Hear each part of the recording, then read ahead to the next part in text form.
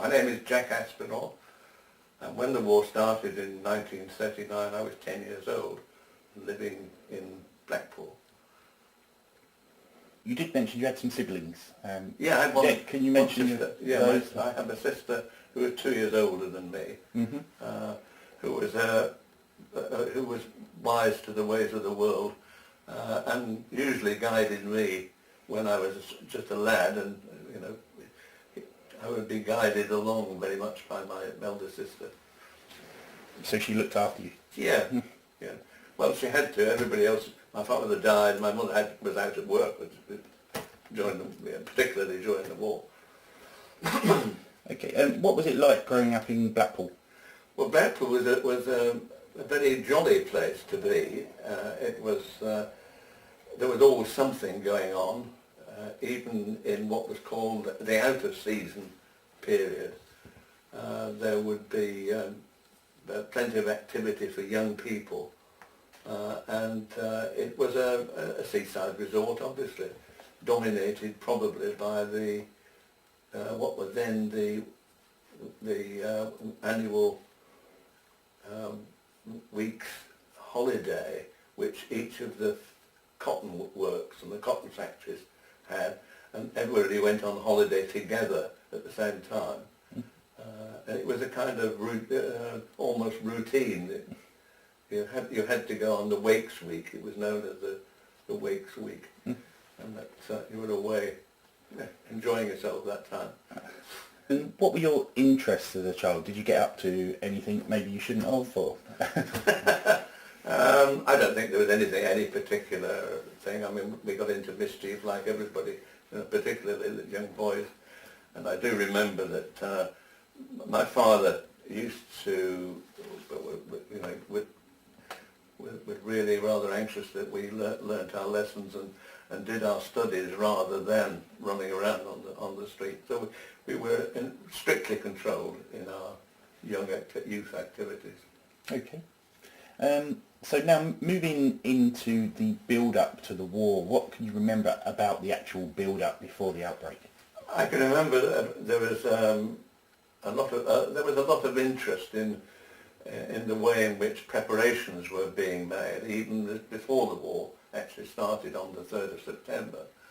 There was an atmosphere which was probably prompted by politicians, and the fact that certain little booklets and pamphlets about how to look after yourself during a war were beginning to circulate.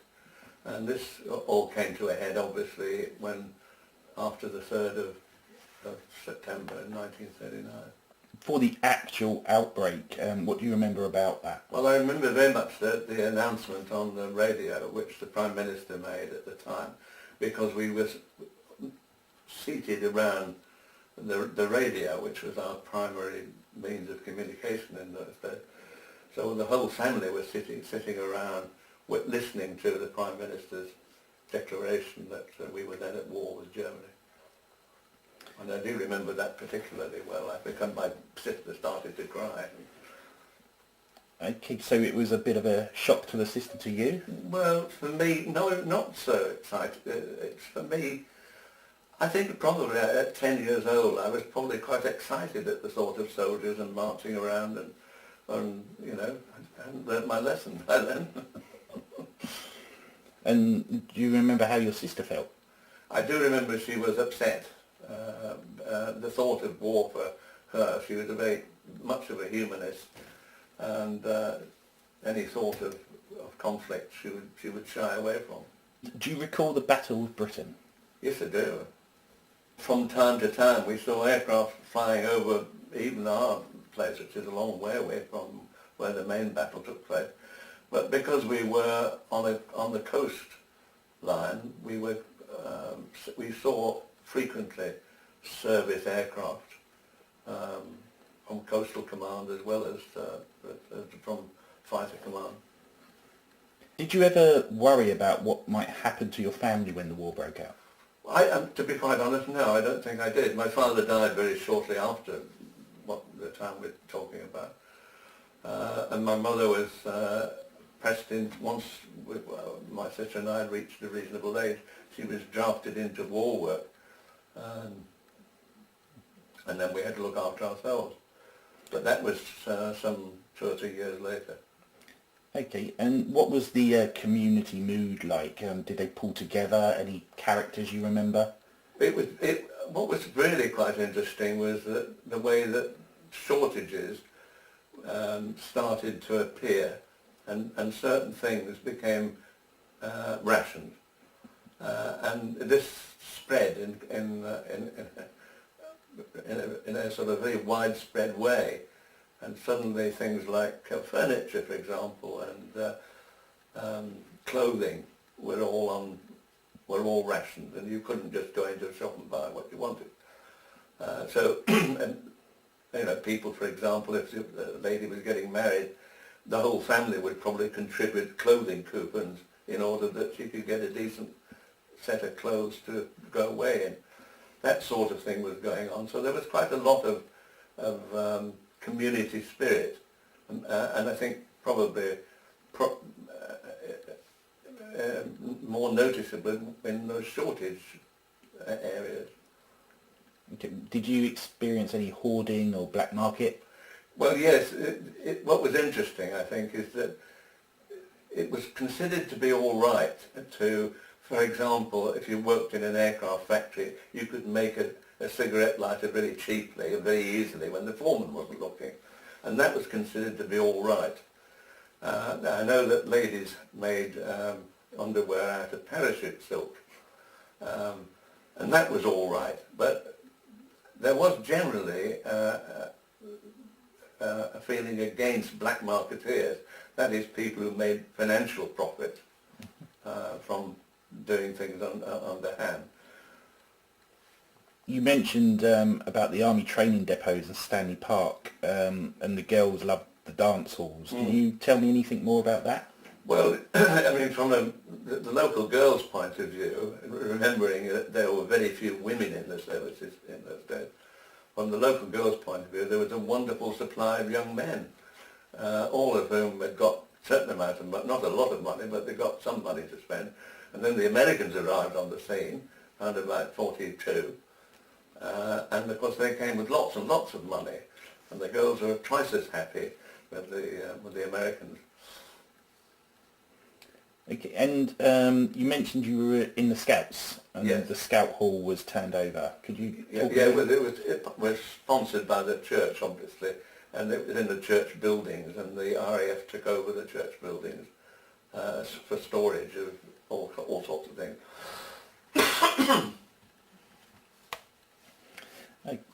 Okay.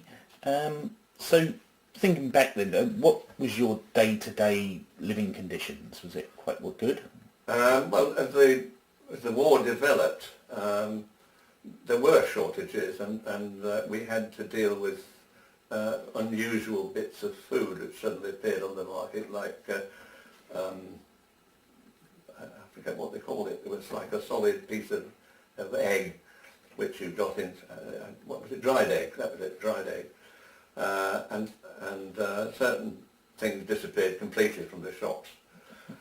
Interestingly enough, there was a shortage of manpower in the farming community. And at school, we were actually instructed about once or twice during the month of September. We were stuck in a bus and sent out into the fields to collect potatoes. And that was a day out for us. So we came back rather dirty, but with a bag of potatoes. And they always fed us extremely well on great big cheese sandwiches. So the school children, was it many school children or just a select? The whole class would go out and together with the teacher. They spend the whole day, and sometimes in the rain. It was not a thoroughly happy experience. And you can imagine we were very dirty and filthy when we came home. I see here you had some evacuees? Yes, that would have been after the Blitz in Manchester. and from the Jewish community. There's a big Jewish community in Manchester, and we got two young men, two boys, billeted on us for a while. There were great difficulties over their religious beliefs and their habits and so on, and it didn't work out. But we were obliged to have a go to try. Very definitely Jewish boys, and they were very religiously inclined. Okay, and how was that on your mother? Well, she had to manage. This was at the time before she went off to do war work. So she had to do it. She got an allowance, and obviously the ration books from the boys, and she managed. But it was not a happy arrangement, mainly because they questioned every meal that we put in front of them. I mean, is this kosher?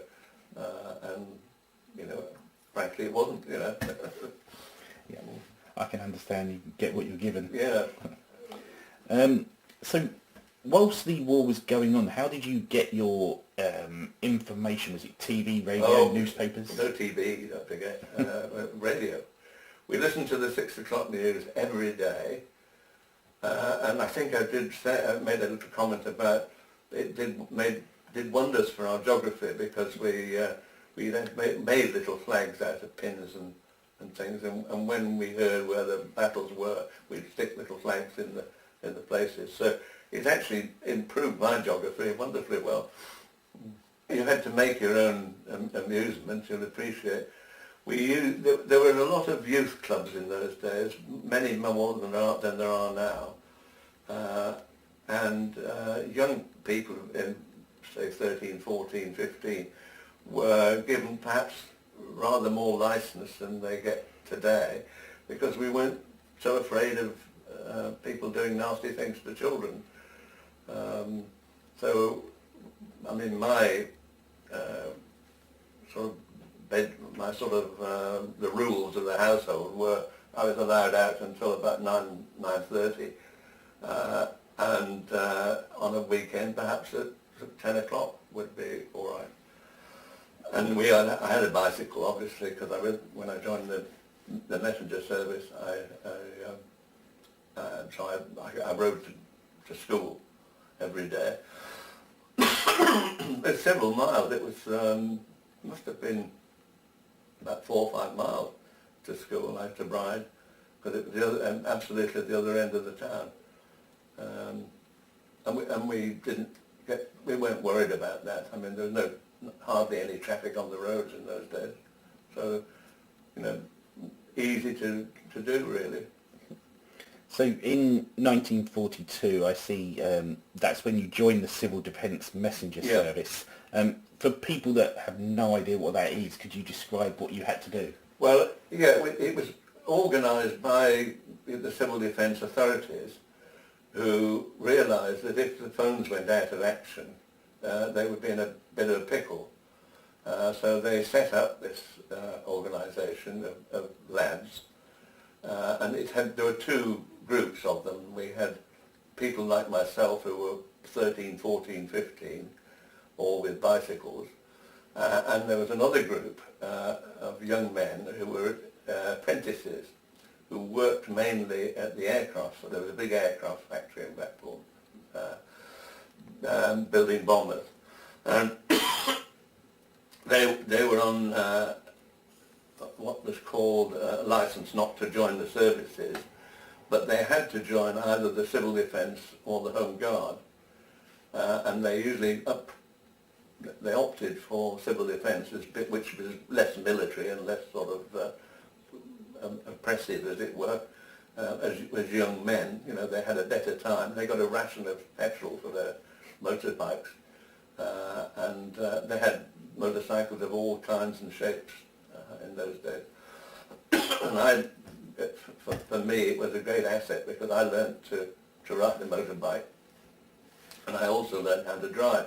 We had a couple of vehicles. We had a 20-seater bus and a pickup, an Austin pickup truck. And the whole thing was run by a retired school teacher whose name was Mr. Pickett, and I remember him quite well, who was actually a very good organiser, and he ran the thing without having to sort of raise his voice, if you know what I mean. He was one of those very calm people, but very effective. He was retired too, so he would have been well into his 60s. Do you remember what school he worked at? I think he worked at Colton Grammar School, but I'm not sure. So you learnt quite a few skills in the civil defence? Indeed, we did map reading, bicycle maintenance, and all that sort of taking what I'd been doing in the Boy Scouts and taking it on a bit. We did much better, more advanced first aid, and we actually did a little bit of light rescue work as well. So we were actually training, I think, 2 nights a week, and certainly every weekend. And with the weekends, that's when we learned to ride and drive, because the apprentices would take us all out into the countryside. So you were learning to drive at 13? I was driving a bus at 14. And did you have a uniform? Yep, we wore blue battle dress with the CD logo on the left breast and messenger across the shoulder. We had issued steel helmets and service respirators. You said the girls preferred that to Baden-Powell's hat? Well, I mean, this is when I met my wife in this period, and she was in one of the youth clubs, and I became secretary to the youth council by Mr. Pickett's organisation, I think, and so I used to go and visit youth clubs, and that's when I met my wife. Do you remember any, whilst you were in Blackpool, any bombing incidents? Well, there were a couple of, by and large, we were quite lucky in Blackpool, bearing in mind that it was a very big military encampment. But I do remember particularly well there was a bomb which landed, I think must have been aimed at the railway station, landed in a street alongside, which Seed Street, I do remember. And on a second occasion, with a whole string of bombs, and including incendiaries, was dropped on an area which was full of greenhouses where they were growing tomatoes, and commercial grower of tomatoes, which was about a mile from the aircraft factory. And our thinking was that the pilot had mistaken the glass reflection for being the hangars of the aircraft factory. During the bombing, did you lose anyone that you knew? No, nobody was. I don't believe anybody was injured on that. I might have been at Seed Street, but certainly not on the above the greenhouses. Nothing happened there. Is there any other wartime stories that you can think of that might be of interest to anybody?